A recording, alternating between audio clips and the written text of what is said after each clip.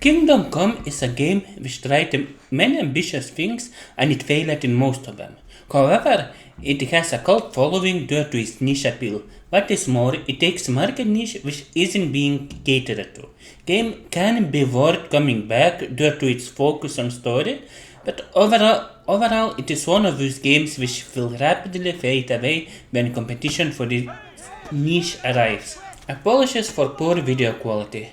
I used a new Steam recording feature, but it defaulted to AMD CPU, and AMD video encoding is a total crap. Cannot wait to get a proper Nvidia card for other upcoming videos. Now, the biggest stinker in this game is combat. In this clip you will see how my potions barely do anything and expire in the middle of a fight. Then my NPC ally loses its mind and starts attacking me. Bugs and junk like this is still common, despite the game being 7 years old, just like Skyrim. I will leave combat footage, but I'll talk about various stuff. First, combat in this game doesn't work for anything more than 1 versus 1. In this clip you will see how sticky lock-on is. I constantly could not focus my target due to it. It also prevents me from moving freely, like running away or flanking. These things are super problematic when you are fighting multiple opponents, and when skills in this game are often either meaningless or way too good. Offensive skills, however, are useless. Combos are hard to land and requires memorization from a player, and they get blocked regardless. What is worse, due to directional combat, it can be very difficult to properly land a hit which you want. For example, in this fight I tried to do center thrust multiple times, but the game would register wrong inputs over time. When fighting itself is purely based on your statistics. You do far more damage with higher level items and stats, while your armor completely negates all the damage you take if you have stamina, which also dramatically increases with levels. You will lose hopelessly against high level enemies purely due to the fact that you didn't grind it enough mobs and lacked levels. Likewise, low level enemies become trivial as they don't do you any damage. They suddenly stop trying to block your strikes and die in few hits, or just start fleeing randomly one by one. It is a cool attempt, but ultimately combat takes away more from a game when it adds and players are in deep cope over it. They pretend the system is good, they power game it and grind stats non-stop for days. Otherwise we just cheese out in-game mechanics. They jank out enemies with terrain or quick load encounters with an archer until they get a lucky catshot. As for the game itself, it claims to be immersive, but is anything but that. Well, besides historical buildings and models, encyclopedia is cool too. However, everything, and I mean everything in this game is just wrong.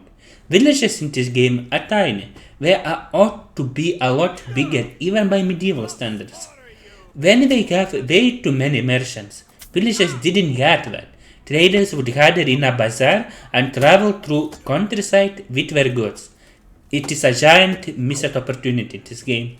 Only most luxurious places will have their own buildings and shop courts, while in this game it is like literally everywhere. When we come to how peasants behave, back then everybody was on substance farming. What means everyone worked in the fields on 3-year crop rotation system in order to sustain themselves. In this game, however, you will never see a peasant toiling away in the fields, nor you will see a land being cultivated. What is a just clueless historical representation that you might as well put a star fortress in the tie. Gamers aren't educated to know any better anyways, and they will just call that immersion. When game doesn't have children, you should see villages full of them, but due to their absence, villages feel underpopulated. Only Ratai is somewhat historically accurate with people there, but it lacks any commerce in there. It has enough people to run infrastructure, trading, but to whom they are trading all of that? To each other, speculating all day long on the stock market. This is not the only issue with Ratai. It has far greater fortifications with small trading city of what size should ought to have. Not to mention that its layout is unhistorical. It has a castle that is totally fine. However, it then has a secondary castle and an armory located in reinforced tower elsewhere. What didn't happen in reality, and only bigger cities had fortifications like that. Game is full of historical inaccuracies like that. Peasants, for example, are living in farms, barns, and practically on the floor, putting just some touch on the ground. What is totally historically inaccurate and it dramatizes poverty of these times which didn't exist yet. Most peasants had a bed and even poorest people had a proper bed in their household. Likewise, every other part in this game is nonsensical. Items in shop have random pricing. Different food item can cost nothing or a fortune. Your items degrade rapidly for some reason and repair bills are the biggest expense. Even worse, shops are full of nonsensical and historical weapons like Soul Slicer. Every generic weapon seems to be a master of forged weapon from legends.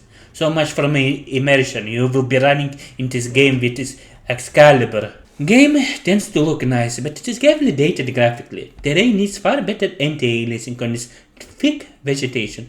When game engine literally loads objects in plain sight. If you are racing with fastest possible course, you can see NPC, vegetation, or even buildings constantly popping out of nowhere. Game graphically looks very dated with its technology despite overall presentation looking gorgeous. This is probably why this game is so polarizing. Even in graphics, game can look very nice, but it has uncanny valley models and stiff poses, which at the same time take away from the experience. The biggest graphical issue that this game has is its terrible lighting system. You can see Gendry in this scene is completely black next to the forest. Game lighting tends to be total crap in total darkness where game is pitch black when it shouldn't be. Even in the darkest night your eyes slowly adapt and you can see around you. This game would get really benefited from ray tracing, preferably path tracing, as a major problem is that light doesn't bounce across the vegetation properly, which makes nighttime a total crapshoot. Bandit ambushes and humans. Oh god, they are just terrible. Game has a certain areas where it can spawn ambushes and you will know them at the end of your playthrough. What is worst, but these ambushes are basically cheating. They forcefully remove you from the course as you get seen in this clip. This supposedly immersive game cheats like crazy. When if you get humans, they are going to rush you all at once. You cannot run away from them. You cannot fight them. They will chase you down through the entire map. It gets extremely frustrating. Humans in this ambush are literally the strongest threat in this game, hands down. Nothing in this game will be remotely as hard as them or this ambush. However, you are expected to face them from the moment you complete the prologue. This is unfair and really frustrating because due to save system you can easily lose half an hour or an hour of progress over completely random stuff. Ironically, you can trivialize all of this just riding like a maniac through the forest, which will completely remove all the threat of combat and ambushes. Game is janky like this all the time. What frustrates me is that this isn't even historically realistic. First of all, bandits do not set up ambushes at night. Do you know why? Because people like to sleep at night, you dum-dums. Since people are sleeping, nobody's traveling. There's no point for bandits to set an ambush. Thus, nighttime is the safest time to travel. So much from historical accuracy from these guys. Then another issue is that bandits and even soldiers like that would rarely attack travelers. Bandits did that only as a last resort. Historically, they would try to keep low profile at all costs. A dead body or a merchant wagon being destroyed with several dead bodies creates a lot of alarm and attention. This then directly involves loot, which Very foundation of his power in those times was its capacity to ensure peace on both. Thus, authorities will be forced to respond to such an outrageous attack. What is worse, even with all that loot, bandits won't be able to do much. There are no merchants to whom we are going to sell goods to.